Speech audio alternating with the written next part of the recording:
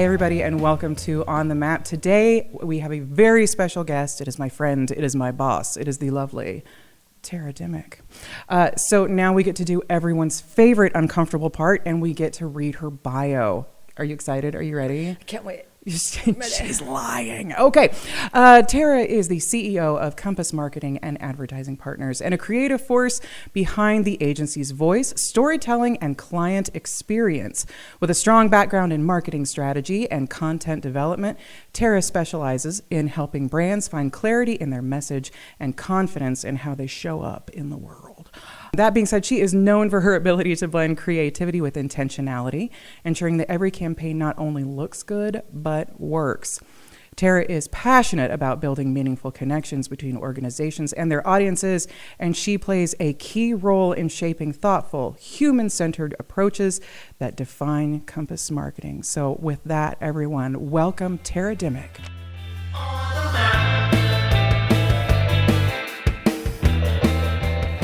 We have had a lovely number of years getting to work together at this point, so thank you so very much for that. But when it comes to all of this marketing, I know you have done marketing for a very long time. You'd started your own agency before. You did a financial services industry for a while, and now you're back. So why marketing? I think that marketing is just a part of everything we do in life. Mm-hmm. I think it's a part of dating. I think it's a part of how you show up in the world. Yes. But I think where I got like the love of marketing is actually in high school. I was in student government. I loved student government. I think I got into it in like my sophomore year. And by the time, my junior year I was going after the student body president. So I got to do that. Mm-hmm. I love that. So you have been a natural born from our Clifton strengths, futurist and maximizer, activator. I'm an activator, which is not great for everybody around me. I really have to keep that thing in check. I know my responsibility component occasionally has to look at your activator component and go, so really? What are we doing? It's very real. The strengths are very real. They are. Learning how to talk about your strengths is very real as well. Yes. What made you say yes to doing this business? I'm crazy and I've lost my mind. No, that. But she's also very lovely. Don't let her tell you what. I know. I love marketing. Mm-hmm. But when I was in the corporate world and being served by marketing agencies, what I kept running into is this loss of the agency, right? Sure. The full service agency. There's fewer and fewer out there, and we would get this piece of each thing from a different company, mm-hmm. and that's really valuable, but it was clunky for us. That's what drove me to want to build this company. Mm-hmm. I always had this vision of like creating a company where people could come together and get to do really great work. And then they also had like autonomy and freedom. And I feel like this is kind of the first time we're getting close to that. And I would love it. I mean, personally, I would say we're very close to that. Are you kidding? Like, yeah. My morning was a vendor meeting and then photos, and we didn't have to check in. No. But we knew we'd be back here. Yeah. And be able to do this. And that's great. I think the other thing that's different this time that is just unintentional, it's partly the gift of you coming on when you did. It's a lot the gift of you that coming on and like letting me see what that could look like, but really incredible team. So letting really great people go do really great things. Yes. I think that was always my dream, but I didn't think I really understood it until right now. Like right now I'm like, okay, can we just keep doing this forever? This is really special.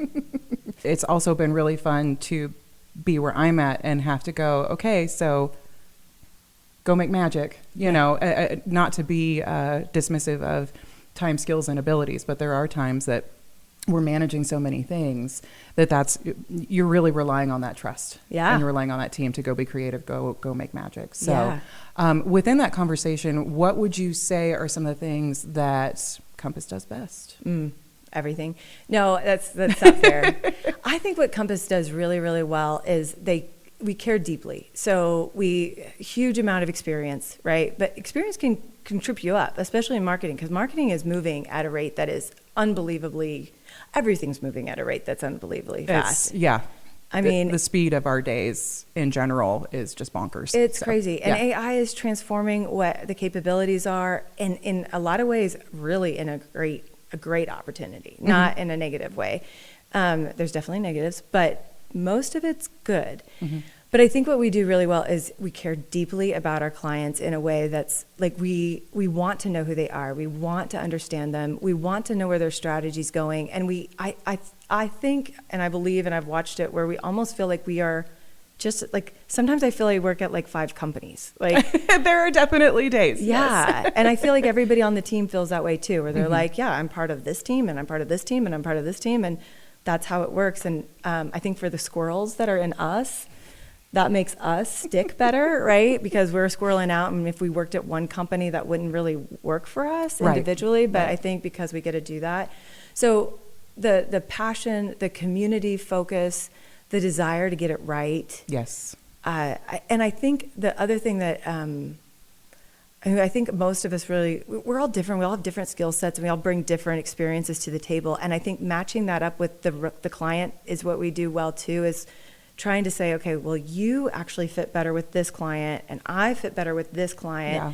This designer fits better with this client, because they just design more in their tone and in their style. Absolutely. And never having anyone take offense to that. Right.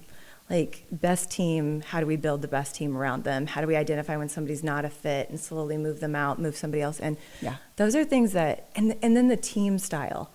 And we're still working on getting that right in every single one, but Sure. like to work with a client and know that like we're wrapping around them. Mm-hmm.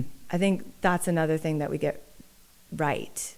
Yes. And then the client, we want them to feel like, man, we're their only client. I don't know how they can do this. Yeah. Yeah. And it's part of our personalities, right? It is part of our personality, yes. Yeah, I think marketing people in general, that's what makes them really brilliant. And it's what the marketing space is so complex. I think so often a small business needs marketing, a medium-sized business needs marketing, an entrepreneur needs marketing.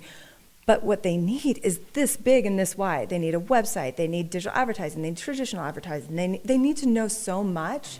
And it's not really fair for one person to have that much capacity of knowledge. Right. And I think that's what we've done so well is like, I use the levers. Sorry, I'm hitting the microphone. But the lever idea of like, well, I move this lever and we add video and we take away maybe some of the ad design we were doing. Right. And we can bring them the best of all the worlds without having to just rely on one person. So within that conversation, what are some of the things that you're seeing in the future of marketing that you're really excited about, or challenges and opportunities as well? Yeah, no one's not talking about AI, right? And how it's going to transform the future. And I think that's going to be the most important part, is to dig in. Mm-hmm. And I think if there's any holdback, stop. Go check out the platforms, go understand them, understand what platform does what best. Mm-hmm. And the balance is that I think we're also all overworking now at a level we've never, right? Like, man, and the expectations on us to get more done than we have ever done before. I think about like a blog post, right? So when we used to write a blog, like that could take a month. Now, if I sit down with concentration, I can pull off 7 blogs in an hour, maybe an hour and a half. Mm-hmm. If I've gotten, it takes an hour interview first, and then to run and do those blogs. That's transformational, and yet that is now new expectations. I think in the marketing space, what I'm watching is the lack of owning your brand. So it can do the coolest things with graphics and visuals, and it's so neat. But it also likes to change your logo. Yes, it does. Yeah. So, and the more you ask it, the more your logo, all of a sudden I was working on a logo. I was using AI today, mm-hmm. And in my background logo that I had made, suddenly the icon just kept getting bigger and bigger and bigger. And like some of the letters were getting smaller. I was like, this is not the logo anymore. So I think marketing will have a space of like holding strong to making sure you're still consistent and you still hold to that brand standard. Right. Or else everybody's going to be lost at who you are. Right. I had a really interesting seminar last week where they were discussing the use of AI, and they had a chat bot kind of thing, just generalized, on one side of the image, and then they had the printing press on the other side of the image. And the conversation that they were having around that is when new technology enters the stratosphere, it's uncomfortable. Yeah. And that can be a lot for people to to ingest and deal with and process. And we're definitely dealing with it here as well. Is there anything within that AI is getting really right as far as what it is that we do? Yeah, I think so. I actually do think one of the tragedies of AI will be the loss of kind of the beauty of design and art that we as humans build and create, because it just has so much power. So I think it does it really right in that it's allowing like photos to come and be like, wow, that was exactly what I wanted. And I didn't have to go take that photo. Yes. That could be good in some ways for the fact that so much is expected of a marketing director. Sure. But I say it with a lot of pause because I feel a lot of loss in there. And we had an AI voice on a video that I was like, that was the first time I'd heard an AI voice that was like, wow. I don't know if I can tell. I can tell. Yeah. Would you say that you were successful at that picture adjustment, but do you feel like your success within AI is because of strong communication skills? I think so right now. Right now. Okay. And that's the challenge I think that we're up against, that I'm trying to kind of navigate in my own mind, is like, okay, so you and I went through all these bumps and bruises, right? Right. And those bumps and bruises gave us the knowledge to be able to like sit down with Chat or Claude or Opus or whatever you use and be like, do the thing. I know what the thing is. Mm-hmm. We figured it out, and we didn't have to necessarily draw things on paper, right? We kind of got to skip that whole thing. I was in the era of zip disks, friends. Yes. Like who would be the intern, or who would be I had that big old zip drive. Did you have, you had the big blocky zip drive? Yeah. It's a good day. We're both Oregon Trail generation folks. We are. Please look that up. It is delightful.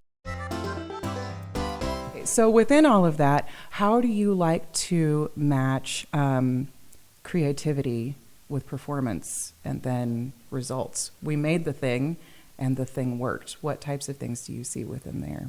Yeah. Oh my gosh, there's so much to that question. I think that there is. I apologize. Which way do I go? My squirrels are everywhere. Activated an entire herd of squirrels right there, guys. It's just so much. It's just so much. So I am a huge believer in sales and execution. Like, sure. At the end of the day, like if you can get something to 60 to 80%, but you get it out, you're going to beat everyone who's stuck trying to get it perfect. Yes. And so I think that that's a little bit of, I think, what makes us different, because I think you're very much like that too. Like if nobody knows, nobody buys. Like, let's be real about what has to happen. And so if we get too stuck on it being the perfect set of words or the perfect picture, visual, or the perfect brand, then sometimes you get lost in that. And so I really believe that like it's about building this beautiful creative that can be activated and speaks a strong message. And then we go to town on making sure that people hear it. Like, how do we, then that's where the digital advertising or the guerrilla marketing.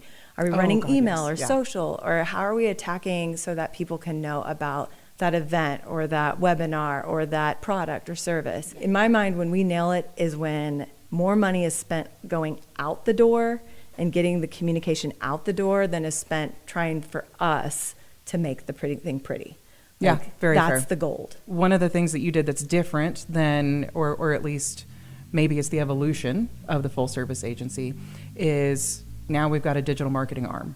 We live by define, design, deliver, and digital marketing lives in that deliver space. So how do you see the evolution of digital marketing helping our clients? What are the advantages there? Oh, it's so cool. Isn't it cool? It's so creepy. I'm so sorry that we're a part of the creepy of the world. Yes. We are. I was just talking about it with some students, and it's so fun to watch their faces. You think that because they're more digital savvy. We've been hitting the two generations below us with advertising since they were born. Yeah. And, then I'll say, well, we polygon a building, and when you walk in, your IP address gets, that's how it's now gets hoovered up into the cloud kind of thing. Hoovered up, and it's now being served all the ads. And then when you take it home and you open up Facebook on your computer, now we're at your home and we're on your TVs, and you've opened us to all the spaces. At the end of the day, it's no different than when we were trying to get on your TV or on your radio and we were trying to target you that way. Yeah. It's just you're now on your phone all the time, and so we've got to come after you. it really was only like 8 years ago. I feel like my media buy, my advertising buy, maybe 60%, maybe 70%. That was traditional radio, TV, billboards, things like that. And then newspapers. Yeah. And then 40% was maybe digital, because we were there already. I was a big enough company that we were working with that digital made sense. Right. And we were doing things like SEM and targeted display, really, and maybe geofencing, right? Because geofencing is there where you could draw the circle in the mic or having a fight. I'll thump mine. I'm sorry. It's okay. And then, but now, I mean, we are 80% digital for most buys. I was going to say it's got to be 70 to 80% heavy on the digital. Yeah. I think the biggest traditional we're buying is very specific. Like maybe we want a billboard, or we're targeting a specific audience. So we're looking at maybe a TV, but it's usually like very targeted. Like I want news, or I want this station I want news, at this or time. I want this streaming service, or I want, So then the rest is all in. I love buying apps. We bought KSNT app. I love that one because I feel like I get so many great impressions. Yes. And a lot of times I have to click off. Sorry, guys. But I like that because then, you're kind of having to interact. That digital mix is just transformed. And so really, I think we're just bringing the product that is now the right product. We still offer the traditional. Yes. Previous agencies did the same thing. They just only had only had traditional. Right. Yeah. Any projects we worked on that you're particularly proud of? I really am proud of Pathways to Oral Health. We got to work with them and build an incredible brand. It was such a cool process to watch Christina build the brand and how she put that together, and her thoughtfulness of being inclusive and thinking about individuals with disabilities and thinking about color blindness, just things that were not even on the table in my brain. She's over here just having a whole thing go on. I'm whatever. And then she was having a moment. Oh, she was just brilliant. And then for the client, she gives them 2 logos. They say, we would like both. And so we took one logo. That is a rare and happy problem. It was wonderful. Yes. And they were so beautiful. Yes. And they took one as the brand and one as the passport, which was another kind of product within their suite. And that was so neat. And it was so perfect for the passport. It kind of looked like a passport. And then Carol stepped in and took over the website design, and she's like, hey, what do you think of this website? And I was like, oh my God. That's it was beautiful. It's stunning. Yes, it still is. Yeah. It's stunning. Yes. And so proud of that. And then we got to work with the amazing Jeff Carson and do videos, and we did these amazing videos that told these stories of individuals with disabilities to really let you understand what's really going on. The storytelling is so beautiful. Yes. And then we got to do an award-winning, incredible series that shows people how to brush their teeth and what tools to use. And it's that partnership, though, with the client that really makes the magic really special. Oh, 1,000%, because they were all in on let's figure this out. Oh, man. Yeah. And I remember times where they're like, I know we're being annoying. I'm like, no, you're not. No, you're not. Like, this is how we do this. Like, this is magic making. And so I think that one was just really special. My role was key messaging, and I was really proud of the key messaging, but mostly because of how we listened.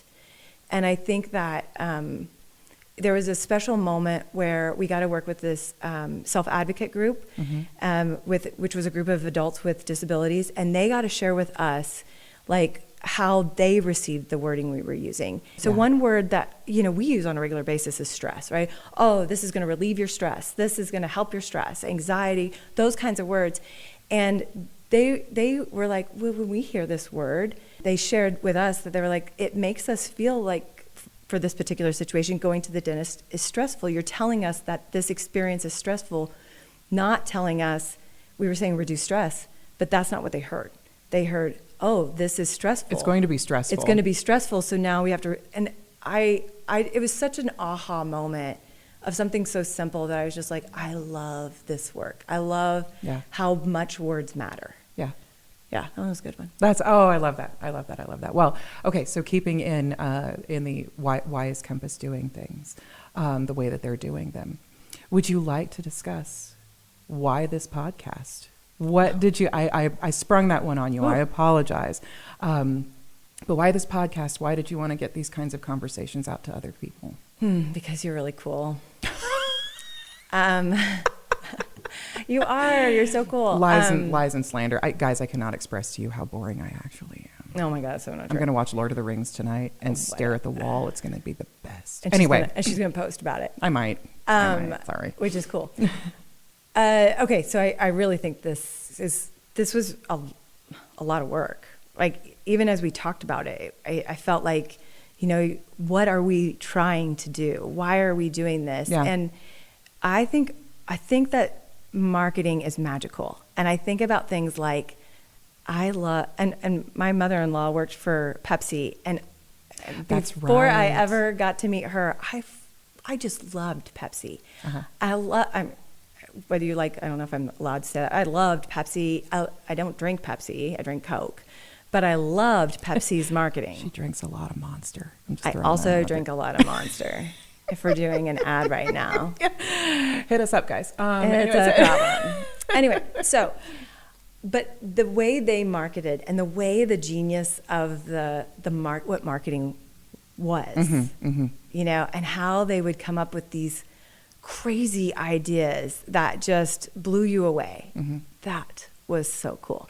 Doritos, and how they incorporated like people to be a part of like, what's the next Dorito commercial? And like, people are creating commercials for Doritos for free. UFO detected.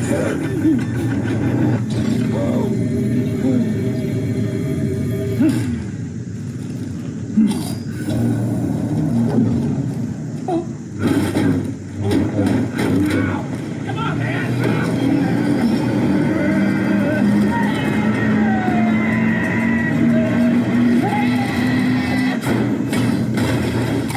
Dorito! Yeah! That's what I think of when I think about like how cool marketing can be. Like, I still really want to be doing that kind of work too. Yeah. And so I think when we talked, it was like, okay, well, we want to do a podcast. Is it about being local? Is it about leadership? Is it about marketing? And I think what we really came to is like, how do we celebrate this really incredible space, Right. that we get to be a part of, and remind people why they love doing this work? Because one of the hard parts about marketing is, you create an ad and then you're hitting it over the head and you're getting bored with it. And it's hard to get inspired because the space is so crowded. Right. And I think sometimes hearing from other people and getting to be inspired and motivated and challenged, we need that. We need that space to be alive. Yes. And to hear from, one of the things I'm really looking forward to doing this is listening to the problem solvers. Mm-hmm. What hurdle got thrown in front of them? They went, well, that wasn't planning on that, and then how did they solve for it? How did they carry it forward? How did it change their business forever? Back to our AI discussion. That's going to be something that we grapple with for however long we get to do this, So it's just, I'm really fascinated by how people are going to handle lots of different challenges. So if you had to explain what it is that you do in a day to a 10-year-old, how would you describe? I follow you around. Do you remember when you were 10 and you get the Christmas catalog of all the things from JCPenney's, and you JCPenney's, Sears. I'm going to circle all the things I want for Christmas. Like, that's what we do, right? We and I think you just nailed it, right? We basically tell you what you should want, and then we say it over and over and over again. Mm-hmm. And we put people in front of you that also have that make you feel like they're important, and you will be important too if you have that. We try, yeah. Ultimately, we're trying to make you feel good. I don't want to talk to a 10-year-old. For a 10-year-old, I think I'd say, all the signs that tell you, like, where to go, what's going on, what's happening, what goes up on the board at school. When you decide you like that boy at school and you want to introduce yourself, what are the things you do to... Right, you did mention dating earlier. You are marketing yourself when you're dating. I love the idea of dating and marketing, because I just think it's such a true statement, right? You might go learn something new because you want to find out more, and like, you can skip the blind date now because you can go stalk their Facebook. You can go, Oh my gosh. like, You can swipe you can swipe, you and can the learn. decision is made. I just love it. I love the idea that that's what we all do every day. We market ourselves. Right. And then last question for you. Are there any marketing trends that you wish, we've talked about a lot of magic. Are there any that you could make disappear? No, I didn't read that. Oh man, I could go without influencers. You could go without influencers, really? The new influencer world where we're all like opening boxes and Clicking our nails on things. And, I know. yeah. I don't know why it bothers me. There's truth in it that I really love. Sure. Like I really loved when it's genuine and like somebody is like, oh, this is really cool and they're sharing that, but it just doesn't feel like that. And yet it has so much power. And I don't know why that bothers me, but it makes me sometimes feel like we're all becoming these gross salespeople. Don't say that. Don't do that. That was awful. That's not. Can you ask me the question again? Because now God, that's really, I really think that's how I feel. I feel like, man, the influencer, and it's not all influencers, it's just how It can be so inundating. It can sometimes feel too much like sugar for the brain rather than something that I'm getting deep human value out of. I agree. I know I've purchased things because somebody that I admire has said, this is a good product. It's a lot to come at people all the time. But some of what's going on right now in that space, it's just so inundating and it feels sad. They're telling you what size you should be and how you should act and what you should wear at a time when I think the power of being an individual is very alive. Yes. And yet we're still overtaken by the power of the real. Right. And I'm not against it. I think sometimes it makes me sad at the power that other people have in telling you who you're supposed to be. So on the flip side of that coin, any marketing trends that you just are in love with that you want to see more and more of? Influencers. No, I'm kidding. Right? It's kind of the same answer, That right? was some extreme whiplash. Oh my gosh. My favorite trends are still the old ones, right? They're the old ones, but good ones. They're coming up with a really great brand, telling a really great story, really remembering why you got into your company. Why did you start this? Why did you do this? And celebrating that and telling the world about it. And the core is still what makes me excited about marketing. It's that storytelling that makes you know why you did what you did, and then letting other people be like, I want to be a part of that. Yes. That part is so cool. I am so grateful that you and I got to be connected finally, and that we could go ahead and make a little bit of magic ourselves. So thank you so much for your time today. I really, really appreciate it. Thank you as well for watching On the Map, and we are going to be right back with another episode just for you. Thanks so much. On the map.